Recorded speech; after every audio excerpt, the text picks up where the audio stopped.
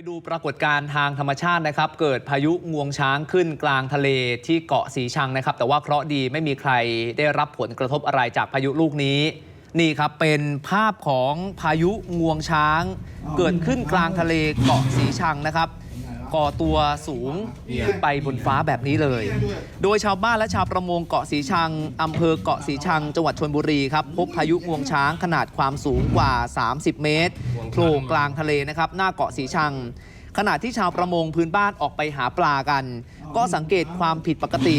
เห็นว่าท้องฟ้ามืดครึ้มจึงตัดสินใจวิ่งเรือกลับฝั่งแล้วก็ปลอดภัยด้วยนะครับรวมถึงสามารถบันทึกภาพเหตุการณ์พายุงวงช้างที่ก่อตัวขึ้นกลางทะเลอยู่ไม่ห่างจากเกาะสีชังจังหวัดชลบุรีเอาไว้ได้ก่อนที่พายุลูกนี้จะเคลื่อนตัวหายไปในทะเลนะครับทางคุณประสบชัยศรีเขื่อนแก้วเล่าให้ฟังครับว่าตอนที่ออกเรือหาปลาก็ออกตามปกติเหมือนทุกวันนะครับแต่สังเกตเห็นความผิดปกติเห็นว่าท้องฟ้ามืดครึ้มมีเมฆก่อตัวขึ้นมาเป็นก้อนขนาดใหญ่อย่างรวดเร็วและมีกระแสลมพัดก่อนที่พายุงวงช้างจะเกาะตัวขึ้นมาแบบนี้ขณะเดียวกันตนเองก็สามารถบันทึกวิดีโอเอาไว้ได้นะครับแน่นอนว่าเหตุการณ์นี้สร้างความตื่นตระหนกให้กับชาวบ้านที่อาศัยอยู่ริมชายฝั่งแถบเกาะสีชัง